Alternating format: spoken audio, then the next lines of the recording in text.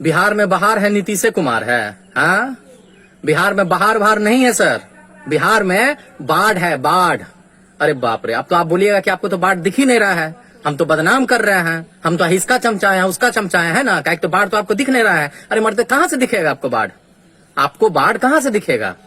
आप Facebook, Instagram, WhatsApp के story, status निकलेगा तब ना दिखेगा। आप लोग तो वो जनता है कि जब तक फेसबुक पर कोई आपका 4-5 दोस्त स्टेटस नहीं डाल दे, जब तक कोई आपका दोस्त ये नहीं लिख दे कि feeling safe in Bihar flood with 40 others, तब तक आपको थोड़ी यकीन होगा कि देश में कुछ हो रहा है या बिहार में कुछ हो रहा है।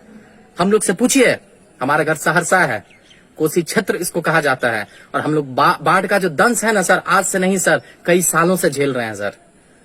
आज क्या है सर, इतना हंगामा मचा हुआ है ना कि लॉकडाउन हो गए 1 महीना 1.5 महीना, तो आप लोग का ऊपर नीचे नानी याद आ गई आप लोगों की। सर हम लोग से पूछिए ना सर, हम मेरा उम्र हो रहा है ना 30 साल से, 30 साल में हर 3 महीना 4 महीना हम लोग ऐसे ही लॉकडाउन झेलते हैं। बाढ़ आ जाता है, सारा संपर्क टूट जाता है सर, टापू बन जाते हैं, श्रीलंका, कोलंबो बंद कर रह जाता है सर हमारा कोसी क्षेत्र। और सिर्फ कोसी क्षेत्र की बात नहीं है सर, आंकड़ों पे अगर आप जाइएगा ना तो बिहार का 76% आबादी जो होता है, जे 100 में 76 आदमी जो है ना, वो बाढ़ प्रभावित इलाके में रहता है सर। ये हम नहीं कह रहे हैं, गूगल और विकिपीडिया में जाके पढ़ लीजिएगा आप सर।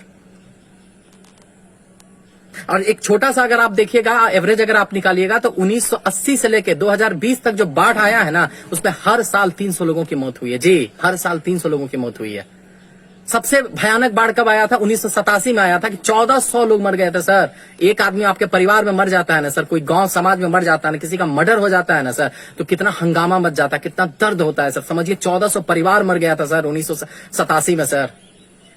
2007 में जो बाढ़ आया था ना सर, उसमें 1287 लोग मर गए थे सर।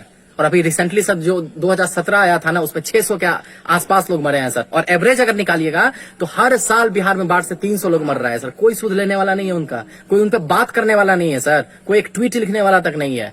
यही असम में बाढ़ आ जाएगा ना सर, तो सब जगह से डोनेशन आ जाएगा, पूरा मीडिया पर आ जाएगा। अरे मुंबई में 3 घंटे के लिए बारिश होती है ना, 3 घंटे के लिए ट्रैफिक रुकता है ना, 3 घंटे के लिए मुंबई रुकता है ना, तो हंगामा मच जाता है।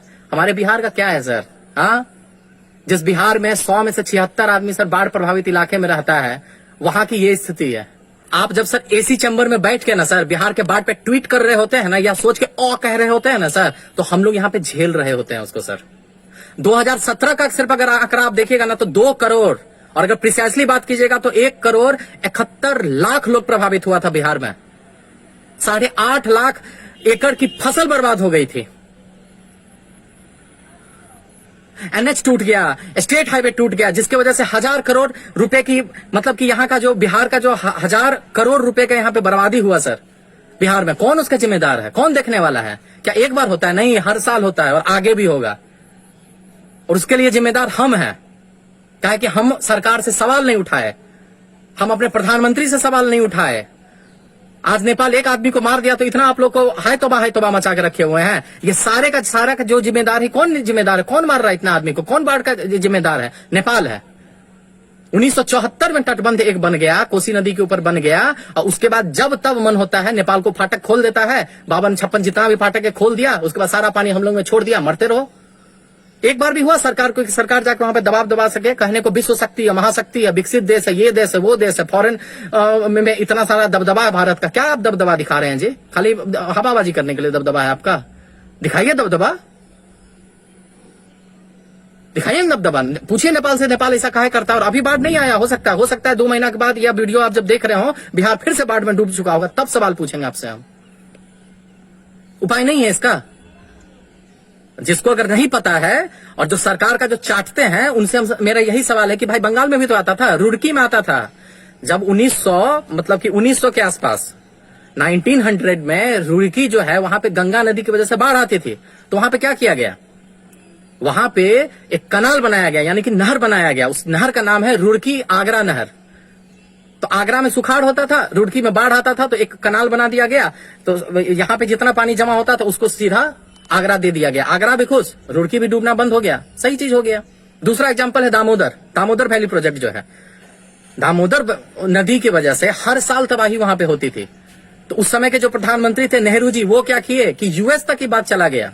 यूएस से वहां पे सर्वेयर आए, साइंटिस्ट आए, वहां से इंजीनियर आए, और इंजीनियर आके दामोदर वैली प्रोजेक्ट को बना दिया। बहुत बड़ा प्रोजेक्ट था।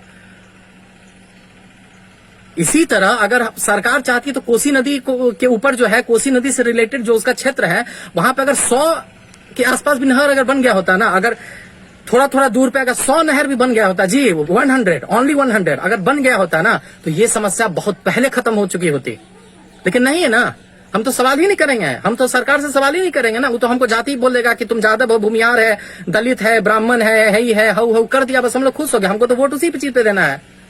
एक सर्जिकल अटैक हो गया, पूरा देशभक्ति हम जग गया। सरकार के आंकड़ों का तो पिछले साल पे हम नहीं जाएंगे ना, कि क्या किया है सरकार, क्या वादा किया और कुछ नहीं किया, उस पर हम लोग नहीं जाएंगे ना। तो करते रहिए ऐसा ही और डूबते रहेगा बिहार। जब तक हर एक बिहारी नहीं जगेगा ना, तब तक यही स्थिति होगी बिहार की। और ये मत आप सोचिए कि आप मगध में है ना तो आप सुरक्षित है। आप सूखे से मरते हैं सर, आप सूखे से मरते हैं। हम लोग सर बाढ़ में मरता है, कोसी बाढ़ में रहता है और मगध सूखा में रहता है। अगर यही नहर बन गया होता, अगर वाटर का जो ये अच्छा सा मैनेजमेंट हो गया होता, तो कोसी में जो एक्स्ट्रा पानी है, इस पानी को मगध में दिया जा सकता था ना जी, जो सूखा से वहां पर रहता है, तो दोनों का भला होता, बिहार का भला होता। लेकिन नहीं सोचना है ना। 5 उपाय बताएंगे, अगर समझ में आता है तो फॉलो कीजिएगा, सरकार पे दबाव दीजिएगा, ट्वीट कीजिएगा, व्हाट्सएप पे लिखिएगा, फेसबुक पे लिखिएगा, इंस्टाग्राम स्टोरी डालिएगा। और अगली बार जब सरकार वोट मांगने आएगा ना, तो सबसे पहले उससे यही बोलिएगा, सरकार अभी क्या है, industry in Bihar, industry in Bihar हम लोग इतना किए, क्या हो जाएगा जी इंडस्ट्री लगा के यहाँ पर, क्या हो जाएगा इंडस्ट्री लगा के? आप यहाँ पे चीनी मिल खोल दीजिएगा, आप यहाँ पे पेपर मिल खोल दीजिएगा, बाढ़ आएगा, बाढ़ का पानी सारा फैक्ट्री को डुबा देगा। 1.5 करोड़ लाखों लाख का जो संयंत्र होगा, जो इंस्ट्रूमेंट होगा, जो मतलब मशीन होगा, वो सब पानी में चला जाएगा। आप क्या खोल लीजिएगा इंडस्ट्री यहाँ पर, क्या बेरोजगारी आप हटा दीजिएगा यहाँ पे? बेसिक चीज पे बात कीजिए ना पहले, इस समस्या को आप हटाइए। हम जानते हैं कि प्राकृतिक आपदा है, प्रकृति पे किसी का जोर नहीं चलता, लेकिन उसके इफेक्ट को कम तो किया जा सकता है ना। 5 उपाय बताएंगे। सबसे पहला, इंफ्रास्ट्रक्चर सुधारने की जरूरत है, नहर बनाने की जरूरत है, वाटरशेड मैनेजमेंट करने की जरूरत है, पाइप इरिगेशन को लाने की जरूरत है। दूसरा चीज, रेवेन्यू। सरकार को जो भी यहाँ पे है, जो भी सरकार है, बिहार सरकार का, भारत सरकार है, तो उसको बिहार सरकार को पैसा देना चाहिए, उसके लिए फंड अवेलेबल करवाना चाहिए कि एम्बैंकमेंट्स बनाए वहां पे जो सिल्ट जमा हो जाता है, सिल्ट होता है जो गंगा नदी या कोसी नदी जो अपने साथ लाती है, जो कोई भी चीज पानी में जब कुछ जमा हो जाएगा तो पानी का स्तर बढ़ जाता है ना जी, तो उसका रेगुलर सफाई होना चाहिए, उसके लिए फंड रिलीज होना चाहिए, उस पर बात होनी चाहिए। पहला हो गया इंफ्रास्ट्रक्चर, दूसरा हो गया रेवेन्यू, तीसरा हो गया कम्युनिटी पार्टिसिपेशन। कि अगर सहरसा है, हम लोग 10 15 लोग मिलकर एक दल बनाए ऐसा, जो कि आपस में ही काम बांटे, कि हमारी जिम्मेदारी है ना ये, तो ऐसा दल होना चाहिए। जो फटाक से हम लोग जो विधायक जी के पीछे आगे पीछे छुट भैया नेता बन के चलने लगते हैं, दल बनाने लगते हैं, वो सब करने का जरूरत नहीं है। उससे पहले ये कीजिए कि अपने क्षेत्र को, अपने घर को कैसे आप सुरक्षित कर सकते हैं। कम्युनिटी पार्टिसिपेशन कीजिए, कि वहां पे जाइए, वहां पे बांध का काम क्या चल रहा है, नहीं चल रहा है, सवाल उठाइए, वहां पे काम में हिस्सा लीजिए। बेरोजगारी उससे भी दूर हो सकती है ना, आसपास के लोगों को काम मिलेगा, अगर बांध बनने लगेगा, अगर नहर बनने लगेगा, अगर उसका बराबर रख रखाव पे ध्यान दिया जाएगा, तो उस पर बात ही नहीं कीजिएगा। चौथा चीज है rise in awareness of voters. ये जो वोटर्स जो आ जाते हैं, लालू जी आते हैं, माई समीकरण पे वोट ले लेते हैं, नीतीश जी आते हैं, लालू जी का डर दिखा के ले लेते हैं, जगन्नाथ मिश्रा अलग राजनीति कर दिए, कर्पूरी ठाकुर अलग राजनीति कर दिया। अब इससे ऊपर उठने की जरूरत है, अब इससे ऊपर उठने की जरूरत है। जब वोट मांगने अगले बार आएगा ना, कोई नेता आए किसी भी पार्टी का, सवाल पूछे कि सर इंडस्ट्री कहाँ है, सर बाढ़ का क्या समस्या आप निदान किए हैं, पहले वो दीजिए फिर अब वोट देंगे, नहीं तो नहीं देंगे, नोटा कीजिए, नहीं दीजिए वोट किसी को। और सबसे लास्ट चीज होता है कि पॉलिटिकल विल। जो राजनीति है, जो राजनेता है, लास्ट में डिसीजन तो उन्हीं को लेना है, तो उनके बिल को, उनसे भी हम कहते हैं जो सत्ता में बैठे हुए हैं, मोदी जी, नीतीश जी, लालू जी, इनसे पहले जी और इनके बाद भी आने वाले राहुल जी, भाई ध्यान दे दीजिए बिहार की तरफ। खाली वोट के समय आपको बिहार याद आ जाता है, ऐसे ही आप बिहार को मरने के लिए छोड़ देते हैं। सोचिए, अगर एक तरफ अगर कोसी पे अगर आप अच्छे से परियोजना बना देते हैं, अगर आप नहर बना देते हैं, बांध बना देते हैं, तो सिर्फ कोसी का ही नहीं सर, पूरे बिहार का विकास हो जाएगा। और कितना सर क्षति होता है सर, कितना जन धन का क्षति होता है, कितना लोग बर्बाद होता है, कितना घर तबाह होता है, कितना फसल तबाह होता है, कितना सड़क बर्बाद हो जाता है। आप सड़क बनाते हैं, बर्बाद हो जाता है। तभी यहाँ पे इंडस्ट्री भी लग पाएगा सर, और तभी भी विकास हो पाएगा बिहार का सर। तो ये मेरी आपसे गुजारिश है, अगर ये वीडियो अच्छा लगा तो इस वीडियो को खूब शेयर कीजिए, इस वीडियो को इतना शेयर कीजिए कि जन जागरूकता की अभियान हो जाए। अगर आपको मन है तो ट्विटर पे हैशटैग कुछ ऐसा चला सकते हैं आप। अब हैशटैग कुछ भी चला सकते हैं अगर ट्विटर पे, फिर वही है कि ट्विटर पे चला के कुछ नहीं होगा, तो उसको आपको समझने का है, आपका मन है, ये आपकी रिस्पॉन्सिबिलिटी है, ये हम आप पे छोड़ते हैं, आपके विवेक पे छोड़ते हैं। तो इसलिए वीडियो को फैलाइए और आवाज उठाइए।